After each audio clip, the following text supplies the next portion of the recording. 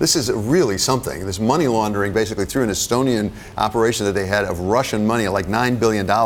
What happened? I mean, who was asleep at the switch here? Well, what's interesting is first of all, I read this story and I thought this sounds like the next season of McMafia. I don't know if you've seen that show, but I mean, it really is cinematic in its detail. What's less cinematic maybe is that Europe does not have a really strong way to police this. And in all the talk of like, let's break up the euro and all these different things in the age of Brexit, it's interesting that this mechanism just doesn't exist to take care of this. And you can imagine, in your mind's eye at least, a lot of European bankers right now scurrying around to say, wait a second, do we have a problem like this? Right. I mean, how do we know? And by the way, why don't they have the regulatory things in effect right now to police this? But it's not only, you mentioned Europe doesn't have the issue. Right, look at Standard Chartered, right? They got hit twice on like violating sanctions from Iran, for example. ING also, I mean, Barclays also had to pay some fines. So, I mean, it's like a broader issue than just one bank. And you have to imagine that a lot of compliance officers are getting phone calls this morning and saying,